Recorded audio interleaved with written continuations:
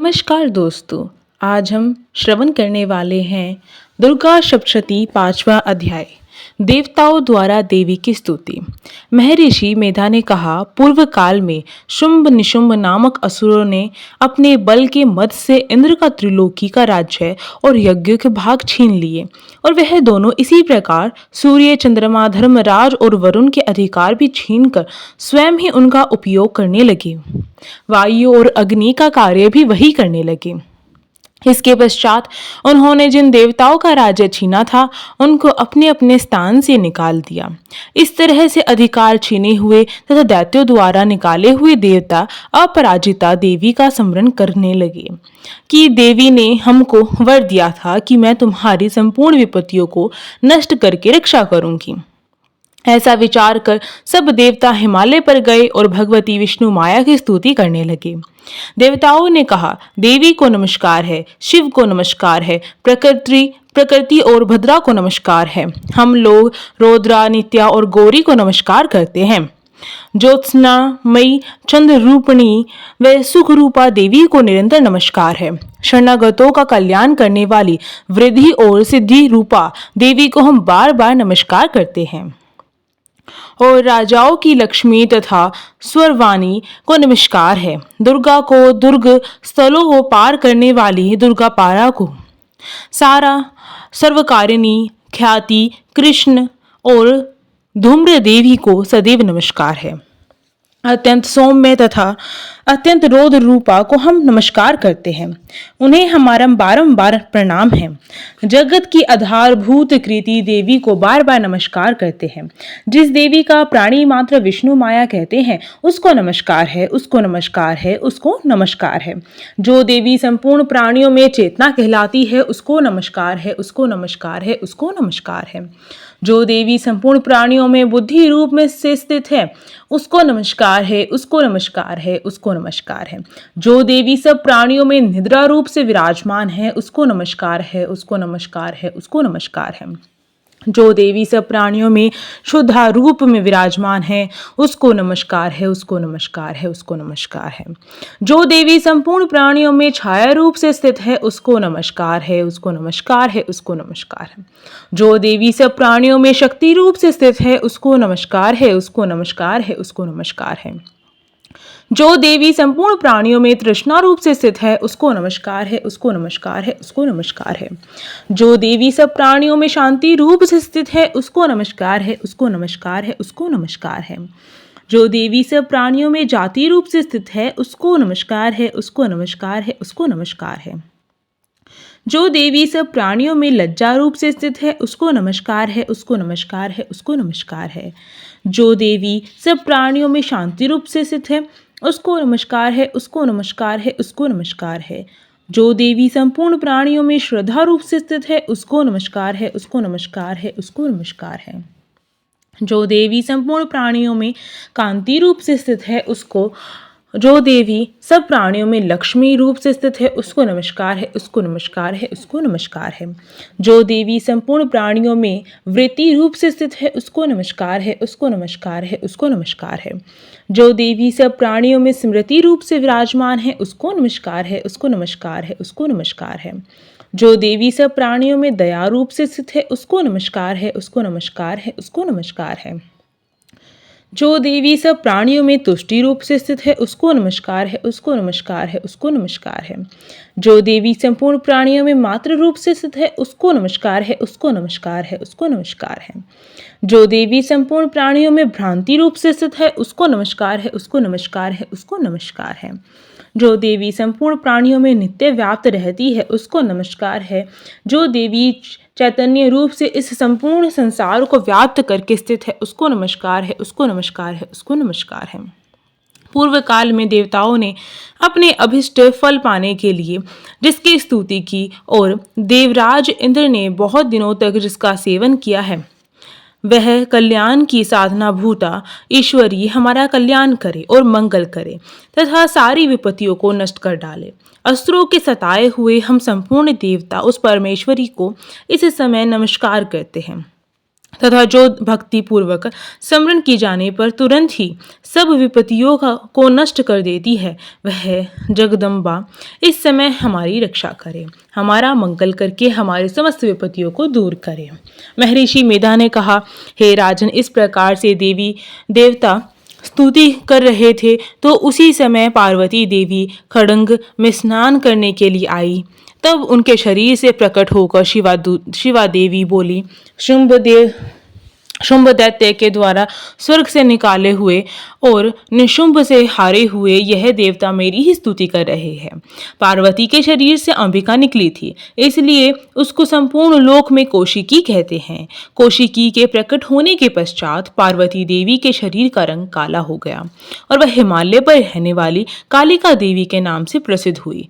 फिर शुंभ और निशुंभ के दूत चंडमुंड वहां आए और उन्होंने परम मनोहर रूप वाली अंबिका देवी को देखा। फिर वह शुंभ के पास जाकर बोले, महाराज, एक अत्यंत सुंदर स्त्री हिमालय को प्रकाशित कर रही है। वैसा रंग रूप आज तक हमने किसी स्त्री में नहीं देखा। हे असुरेश्वर, आप यह पता लगाए कि वह कौन है और उसको ग्रहण कर ले। वह स्त्री स्त्रियों में रतन है, वह अपनी कांति से दसों दिशाओं को प्रकाशित करती है, वहां स्थित है, इसलिए आपको उसका देखना उचित है। हे प्रभु, तीनों लोकों के हाथी, घोड़े और मणि इत्यादि जितने रत्न हैं वह सब इस समय आपके घर में शोभामान हैं। हाथियों में रतन रूप ऐरावत हाथी और उच्च श्रवा नामक घोड़ा तो आप इंद्र से ले आए हैं। हंसों द्वारा जुता हुआ विमान जो कि ब्रह्मा जी के पास था अब भी आपके पास है, और यह महापद्य नामक खजाना आपने कुबेर से छीना है। समुद्र ने आपको सदा खिलने वाले फूलों की किंजकिलनी माला दी है। वरुण का कंचन की वर्षा करने वाला छत्र आपके पास है। रथों में श्रेष्ठ प्रजापति का रथ भी आपके पास ही है। हे दैत्येंद्र, मृत्यु से उत्क्रंदिता नामक शक्ति भी आपने छीन ली है, और वरुण का पाश भी आपके भ्राता निशुंभ के पास ही है, और समुद्र में पैदा होने वाले सब प्रकार के रत्न भी आपके भ्राता निशुंभ के अधिकार में है, और जो अग्नि में न जल सके ऐसे 2 वस्त्र भी अग्निदेव ने आपको दिए हैं। हे दैत्यराज, इस प्रकार सारी रत्न रूपी वस्तुएं आप ग्रहण कर चुकी हैं, तो फिर आप यह कल्याण में स्त्रियों में रत्न रूप अनुपम स्त्री आप क्यों नहीं ग्रहण करते? महर्षि मेधा बोले, चंडमुंड का यह वचन सुनकर शुंभ ने विचार किया और सुग्रीव को अपना दूत बनाकर देवी के पास भेजा। प्रथम उसको सब कुछ समझा दिया और कहा कि वहां जाकर तुम उसको अच्छी तरह से समझाना और ऐसा उपाय करना जिससे वह प्रसन्न होकर तुरंत मेरे पास चली आए। भली प्रकार समझाकर कहना। दूत सुग्रीव पर्वत के उस रमणीय भाग में पहुंचा जहां देवी रहती थी। दूत ने कहा, हे देवी, दैत्यों का राजा शुंभ, जो इस समय तीनों लोकों का स्वामी, मैं उसका दूत हूँ और यहाँ तुम्हारे पास आया हूँ। संपूर्ण देवता उसकी आज्ञा एक स्वर से मानते हैं। अब जो कुछ उसने कहला भेजा है वह सुनो। उसने कहा है, इस समय संपूर्ण त्रिलोकी मेरे वश में है और संपूर्ण यज्ञों के भाग को पृथक पृथक मैं ही लेता हूँ, और तीनों लोकों में जितने श्रेष्ठ रत्न है वह सब मेरे पास हैं। देवराज इंद्र का वाहन ऐरावत मेरे पास है, जो मैंने उससे छीन लिया है। उच्च श्रवा नामक घोड़ा जो क्षीर सागर मंथन करने से प्रकट हुआ था, उसे देवताओं ने मुझे समर्पित किया है। हे सुंदरी, इनके अतिरिक्त और भी जो रत्न भूषण पदार्थ देवताओं के पास थे वह सब मेरे पास हैं। हे देवी, मैं तुम्हें संसार की स्त्रियों में रत्न मानता हूँ, क्योंकि रत्नों का उपभोग करने वाला मैं ही हूँ। हे चंचल कटाक्षों वाली सुंदरी, अब यह मैं तुझ पर छोड़ता हूँ कि तू मेरे यहाँ या फिर मेरे भाई महापराक्रमी निशुंभ की सेवा में आ जाए। यदि तू मुझे वरेगी तो तुझे अतुल महान ऐश्वर्य की प्राप्ति होगी। अतः तू अपनी बुद्धि से यह विचार कर मेरे पास चली आ। महर्षि मेधा ने कहा, दूत के ऐसा कहने पर संपूर्ण जगत का कल्याण करने वाली भगवती दुर्गा मन ही मन मुस्कुराई और इस प्रकार कहने लगी। देवी ने कहा, हे दूत, तू जो कुछ कह रहा है वह सत्य है और इसमें किंचित मात्र भी झूठ नहीं है। शुंभ इस समय तीनों लोकों का स्वामी है और निशुंभ भी उसी प्रकार पराक्रमी है, किंतु इसके संबंध में मैं प्रतिज्ञा कर चुकी हूँ। उसे मैं कैसे झुठला सकती हूँ? अतः तू मैंने जो प्रतिज्ञा की है उसे सुन। जो मुझे युद्ध में जीत लेगा और मेरे अभिमान को खंडित करेगा तथा बल में मेरे समान होगा, वही मेरा स्वामी होगा। इसलिए शुंभ और महापराक्रमी निशुंभ यहाँ आवे और युद्ध में जीत कर मुझसे विवाह कर ले। इसमें भला देर की क्या आवश्यकता है? दूत ने कहा, हे देवी, तुम अभिमान में भरी हुई हो, मेरे सामने तो ऐसी बात न करो। इस त्रिलोकी में मुझे तो कोई ऐसा दिखाई देता नहीं जो शुंभ और निशुंभ के समान ठहर सके। हे देवी, जब अन्य देवताओं में से कोई शुंभ व निशुंभ के सामने युद्ध में ठहर नहीं सकता, तो फिर तुम जैसी स्त्री उनके सामने रणभूमि में ठहर सकेगी? जिन शुंभ आदि असुरों के सामने इंद्र आदि देवता न ठहर सके, तो फिर तुम अकेली स्त्री उनके सामने कैसे ठहर सकोगी? अतः तुम मेरा कहना मानकर उनके पास चली जाओ, नहीं तो जब वह तुम्हें केश पकड़कर घसीटते हुए ले जाएंगे तो तुम्हारा गौरव नष्ट हो जाएगा। इसलिए मेरी बात मान लो। देवी ने कहा, जो कुछ तुमने कहा ठीक है। शुंभ और निशुंभ बड़े बलवान हैं, लेकिन मैं क्या कर सकती हूँ, क्योंकि मैं बिना विचारे प्रतिज्ञा कर चुकी हूँ। इसलिए तुम जाओ और मैंने जो कुछ कहा है वह सब आदरपूर्वक असुरेंद्र से कह दो। इसके पश्चात जो भी वह उचित समझे करे। इसी के साथ सप्तशती पाठ का 5वां अध्याय समाप्त होता है। ओम नमः शिवाय। हर हर महादेव। जय हो मैया रानी की, जय हो दुर्गा मैया की, जय हो भगवती मैया की। आप सभी भी कमेंट बॉक्स में ना लिखना भूलें।